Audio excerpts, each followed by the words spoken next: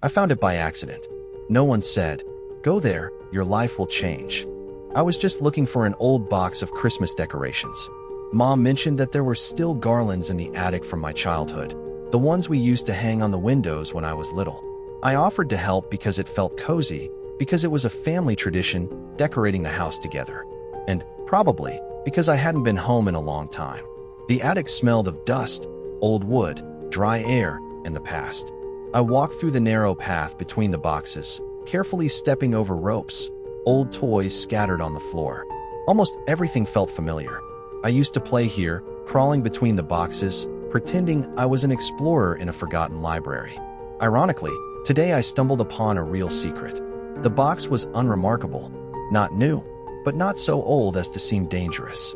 There were no labels on it, just cracked tape. It was lying in the farthest corner, covered with an old blanket, as if someone deliberately tried to hide it.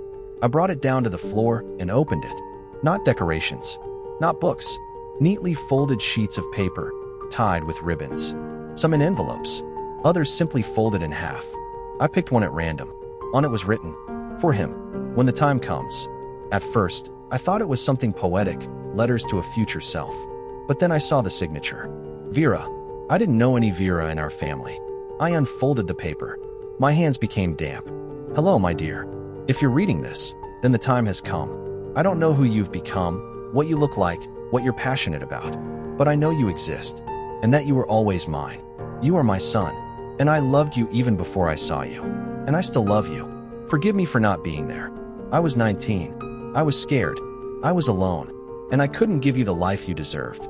But I believed the world had a place for you somewhere, that someone would find you and give you what I couldn't. You may hate me, but no, I never forgot you. Every year, I wrote you a letter, even if I didn't know if you'd ever read them.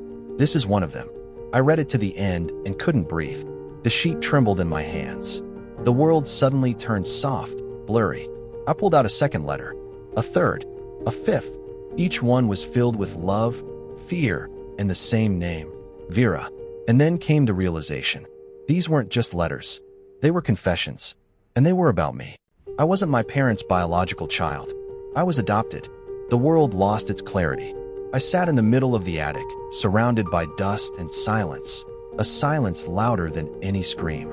My heart pounded like in a panic attack, and my mind desperately searched for any other explanation. Maybe it's about someone else. Maybe the letters are fictional. Maybe it's not about me. But no, I found an envelope with my birth date. On it, only 3 words. For him, on the day he becomes an adult. I wasn't naive. I was just unprepared. I gathered all the letters back into the box, tied it just as it was. But not to hide it, to take it down with me. The kitchen still smelled of pancakes. Mom stood with her back to me, oil sizzling on the stove. The scene, familiar, warm, comforting, but now, entirely different. "Mom," I said, and my voice cracked. She turned around and froze. Her eyes locked on the box in my hands. Her face turned pale. "You found something?" she asked. I nodded. "I need to know the truth." She didn't resist, didn't deny it, just sighed quietly and sat at the table. I placed the box between us, and in that moment, my life split in two, into what came before and what I was about to learn after. Mom was silent. Only her fingers gripped the teacup as if it were the last thing keeping her grounded in something real. "I knew you'd find it one day," she whispered. "And every year I hoped maybe it wouldn't happen. Not yet. Not now." I sat silently, the same box resting on my knees. My head was ringing, my ears pulsing. No word sounded right. No question had an answer. "Is it true?" I asked, even though I already knew. Mom nodded, and in that moment, something inside me broke. "So, I'm not your son?" She looked up quickly, her eyes full of tears. "You are my son. You always were. You always will be. But not biologically. You didn't give birth to me." She lowered her head. "No, I didn't give birth to you. But I was there from day one. I held you when you first cried. I stayed up all night when you had a fever. I taught you to write, to read. You called me Mom before you could even walk. Doesn't that mean something? It means everything, but also nothing. Because now, I don't know who I am." She didn't argue, didn't try to patch it up. She just looked at me, silent, hurting. And that silence hurt more than any argument ever could. I left the house and walked with no direction. The trees were bare, the air was cold, but I felt neither. The world hadn't changed. I had. In one moment, I'd lost every root I thought I had. Who was I? Not the person I thought I'd been my whole life. Not Petro and Alina's son. Now it felt like a role I'd been unknowingly playing. I stopped in the park, sat on a bench, and pulled out one of the letters. Vera's handwriting, thin, rounded, precise. Like someone who thought long and hard before writing. This letter was dated the year I turned 10. Today, you are 10. Maybe you're already tall, or maybe still small. I think about you so often. Imagine how you look, how you laugh. I don't know if you'll ever find out about me, but if you do, please don't hate me. I did what I believed was the only right thing. I wasn't ready to be a mother, but I was ready to love you, and I still do. It felt like she hadn't written these letters into the void, but directly to someone. To me. To the person I was supposed to be. Late that night, I returned home. To my own place. To a flat where photos of my childhood lined the walls. Diplomas, certificates, school portraits. I stared at those things and didn't recognize myself. Not because they weren't mine, but because now they felt stolen, borrowed, claimed. I wanted to forget those letters, but I couldn't. Every time I closed my eyes, I saw that box again, and the face of a woman I had never seen, but who had clearly seen me, if only in her mind, every single day. The next morning, I did what I feared most. I opened my laptop and typed her name into the search bar. Vera Honchar. Dozens of results. Women with that name, in Kiev, Lviv, Poltava. I started browsing photos, studying faces, looking for something familiar, the shape of a jaw, the eyes, the outline of a cheekbone. Nothing, until I found a small charity website. A photo, small but clear.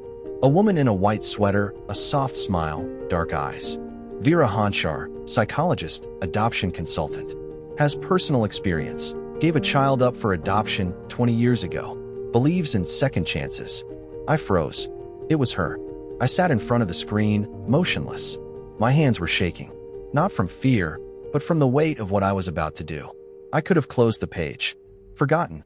Left that door unopened. But something inside me screamed. You have to. Who are you if you don't find out? I opened her profile and wrote a message. Hi, my name is Artem. I found a box of letters signed with your name. If it's really you, I'm the one they were written for. And I hit send. After that, I couldn't breathe properly. My heart pounded like a teenager about to confess a crush. But this was something else. Deeper. Sharper. Final. I set my phone on the table, went to the bathroom, splashed cold water on my face, stared into the mirror, and for the first time in years, I didn't recognize the person staring back. No, I hadn't become someone else. I had just, for the first time, no idea who I really was. She replied 2 days later. Those were the longest 2 days of my life. I refreshed the page every minute, stared at the empty inbox, the notifications, the clock. I fell asleep with my phone in hand and woke up with it still there. And the whole time, one question echoed in my mind. Is she even real? When the message finally came, I was afraid to open it. Truly afraid. Hi, Artem. Yes, it's me. I wrote those letters. It's hard to find the right words. I don't know if you're angry at me, if you're hurt, or just curious. But I always dreamed that one day, you'd find me. If you want, we can meet. I sat in front of the screen for a long time, just reading and rereading, as if the words weren't real, as if they weren't meant for me. And then, I responded, yes, I want to meet. We agreed to meet in Lviv, where she lived. A small cafe on a quiet street. A warm, sunny day, and inside me, a storm. I arrived early, sat at a table in the corner, watched people pass by the window, all of them carrying stories. But none of those stories were mine. When she walked in, I recognized her immediately. She looked exactly how I had imagined.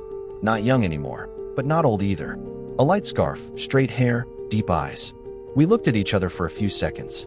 Then she sat across from me, smiled, and said, "You look a lot like your father. I don't know who he is, and I don't know much either, but you're more than his features. You are you." We drank our coffee in silence. Then we talked. A lot. About everything. About her fear. About the day she made her decision. About how every year, on my birthday, she wrote a letter, not knowing if I would ever read even one. I had no right to appear in your life, she said, but I had hope that maybe you'd read them, that you'd know you were wanted, just not at the right time, not in the right place. I don't know how to treat you, I admitted honestly. I can't call you Mom. But I also feel like part of me belongs to you.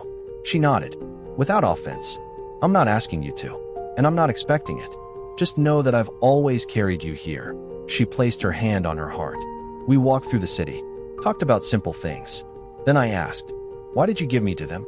My parents? She smiled gently. I didn't know who they would be. The agency just told me there was a couple. They'd been waiting for years. They couldn't have children, but they were kind, gentle, light-filled, and I thought, they'll manage. And they did, I said.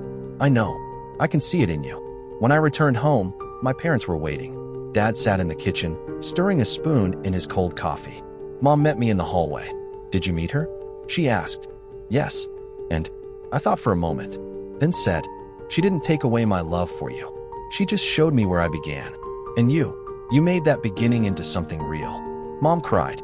For the first time, not from fear, but from relief. I hugged her. And I hugged Dad too. You are mine, I said. And always were. Later, I started writing to Vera occasionally. Not often. No obligations. No expectations. Just as someone who is part of my story. I'm no longer afraid of the mirror. I know who I am. I'm not someone's mistake. I'm someone's choice. Someone's love. Someone's pain. Someone's prayer. And now, I am myself. And that's okay. Everything I learned didn't destroy me. It pieced me back together. Yes, this is a different Artem now, but a more honest one. A more whole one. And that box of letters still stands in my apartment. Not as a memory of betrayal, but as proof that even in giving someone away, love can live.